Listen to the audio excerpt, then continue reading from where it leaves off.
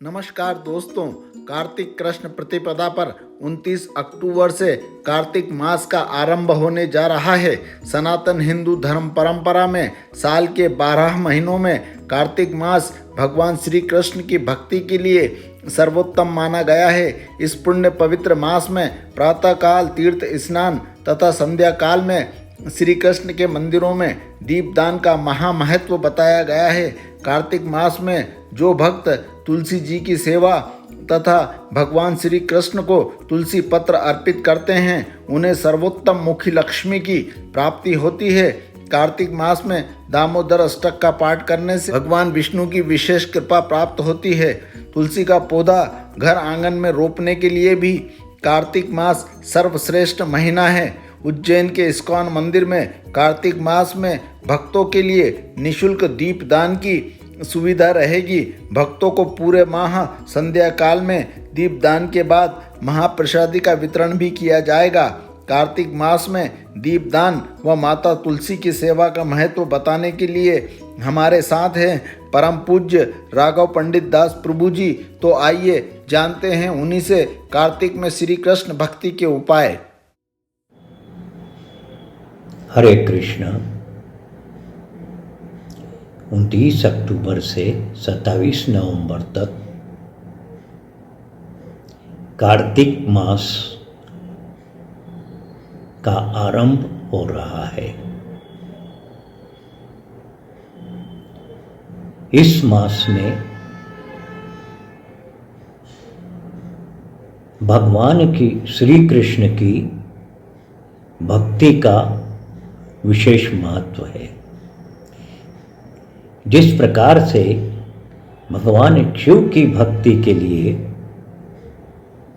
श्रावण मास न्यारा है, वैसे ही भगवान श्री कृष्ण की भक्ति के लिए कार्तिक मास सर्वोत्तम है। स्कंद पुराण में वर्णन आता है कि प्रतिदिन जो भगवान को दीप अर्पित करते हैं, उनके पितर तृप्त होते हैं। सर्वतोमुखी लक्ष्मी का उनके यहाँ वास होता है और विष्णु लोक का गमन होता है। इस माह में तुलसी सेवा, तुलसी दल का भगवान को अर्पण और तुलसी महारानी को जलदान का विशेष महत्व है। साथ ही साथ पद्म पुराण में वर्णन है कि इस माह में अगर एक दिन भी एक दीप भगवान को अर्पित करें तो करोड़ों जन्मों के पाप विनिष्ट हो जाते हैं। भगवान की भक्ति करने वाले भक्तों के लिए तो यह माह विशेष फलदायक है, क्योंकि इस माह में भगवान को दीप अर्पित करके और दामोदर अष्टक का पाठ यदि किया जाए तो उन्हें भगवान श्री कृष्ण की प्रेम भक्ति का लाभ प्राप्त होता है। इस्कॉन के मंदिर विशेष रूप से उज्जैन में